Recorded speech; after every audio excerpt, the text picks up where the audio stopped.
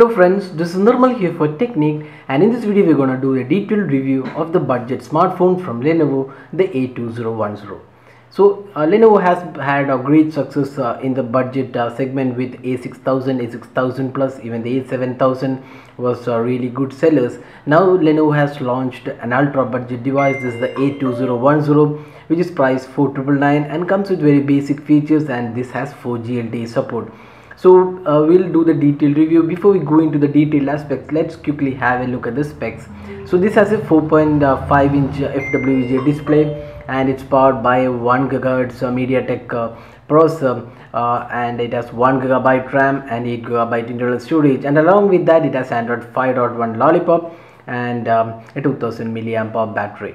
So now let's go into the detailed aspects. So first step, let's see the design and build quality. So design wise, this is a pretty decent looking device in the budget category. It has 3 capacitive touch buttons, the front camera, it has a 4.5 inch FWVGA display. You can see the thickness of the device is not really high for a budget or ultra budget device, and you can see the rear panel has a really good matte finishing, the Lenovo logo, the rear 5 megapixel camera, the flash, everything neatly arranged. The build quality also looks pretty decent for a budget smartphone. You can see the micro USB charging slot as well as the 3.5mm audio jack are placed in the top. So overall it's a pretty decent looking device in this category. It's a small device, it's a pretty compact device, easy to use in hands. So all in all, we would say design and build quality wise, this is a decent device in this category and does have good build quality as well. Now moving on to the display. So this is one area that the device is kind of disappointing, because it's just an FWVGA display that's pretty low resolution, 854 by 480 pixels on a 4.5 inch panel. The resolution is pretty low, and this really shows up on the display. You can see the display is pixelated. Even when you tilt the display, the viewing angles are not really that great. The sharpness levels are way too low on the device. So overall the display is kind of disappointing. There are certain devices in this category which do offer HD display, but at least Lenovo could have offered a QHD panel, the 960 by 540 panel, which would have looked much better on this device.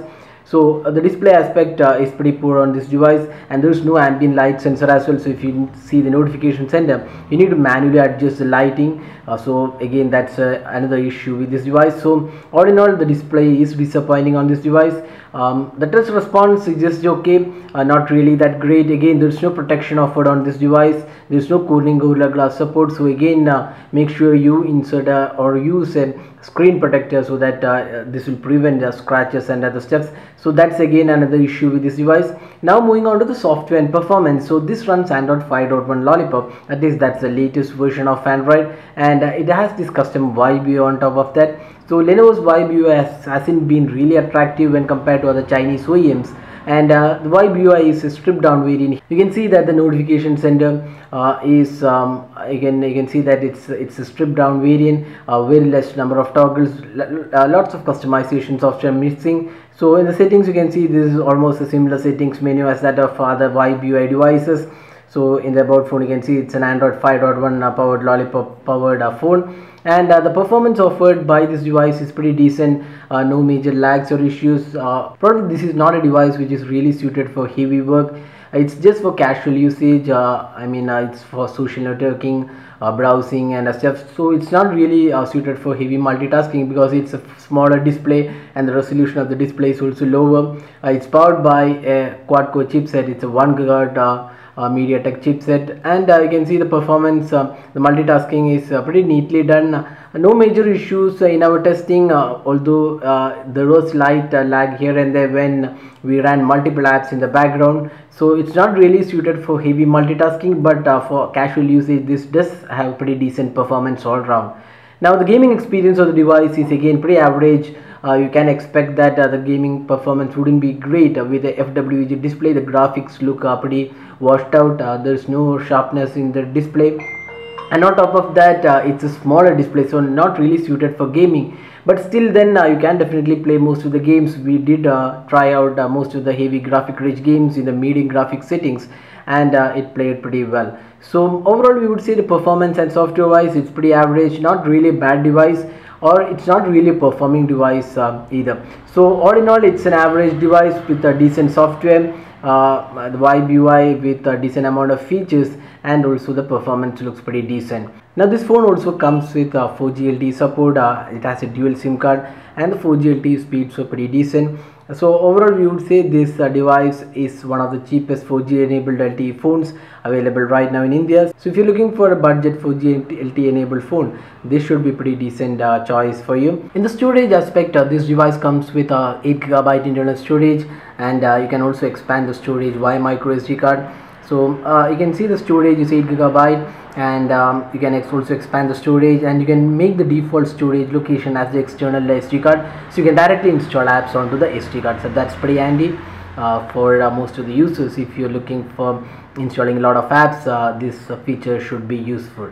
Now moving on to the camera. So camera is again another disappointing aspect of this device. So this comes with a 5-megapixel rear camera with LED flash. This 5-megapixel camera is a fixed focus camera, so that's one big issue with this device. You can't focus objects, close-up objects. Focusing close-up objects is not possible. It will go blurred, and it's a front-facing camera. That's a 2-megapixel camera. So all in all, the camera specs or hardware doesn't look really impressive. And talking about the software, it's again a basic software. You can see the options available on the left side. On the right side you have the options for taking photos, videos, and the default set of options are available. So it's a decent interface in terms of features, and does work pretty well. I mean, feature wise it's a pretty decent device. Now talking about the image quality, this is where again this disappoints. The 5-megapixel camera is pretty poor in terms of the overall quality. There is lack of sharpness in the photos, and it doesn't look really good overall. I mean, you can see that the sharpness levels are way too low. The colors look decent, but again, if you consider other phones in this price category, it doesn't perform really well. Sometimes the colors do washed out, and as I said before, the 5-megapixel out of fixed focus camera isn't able to capture too many details, and that results in a blurred image or not really a sharp image. So that's the big issue with this device. Again, the front facing camera not really that good. It's just for casual selfies, for social sharing, nothing much apart from that. And it can record videos in just 720p. Again, the video recording abilities are not really that great, pretty poor overall we would say. So all in all, the camera on this device is kind of disappointing, because the 5-megapixel camera is not really a performing camera, and on top of that it is just a fixed focus. That's not really something we would wish on a smartphone, because most of the smartphones even in the budget category have autofocus. Now finally, moving on to the battery life. So this device comes with a 2000 mAh battery, and the battery performance we would say is pretty decent. We tested the battery performance and found that if you're average user with casual usage, you can definitely get 1 day of usage, because it's a smaller display, and it's not really suited for heavy work. So probably if you're a heavy user, we wouldn't really recommend this device, because it's for basic purpose, and even this does have 4G LTE support. So you can do a bit of browsing and social networking and other stuffs with the device, and you can still end up with 1 day of usage. So that's a detailed review of this device. So is this device really value for money? So priced at 4,999, this is one of the cheapest 4G enabled device available right now in India, but it falls short of the specs.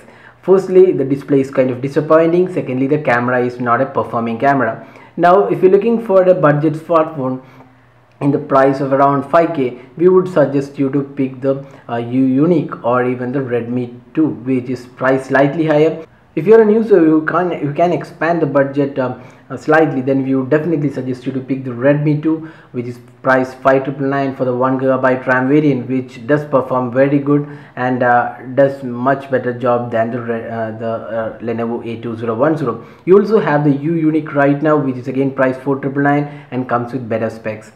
So that's the detailed review of the Lenovo A2010. Hope you like this video, and if you like this video, don't forget to hit the like button and also subscribe to our YouTube channel for more videos. Thanks for watching. Have a great day.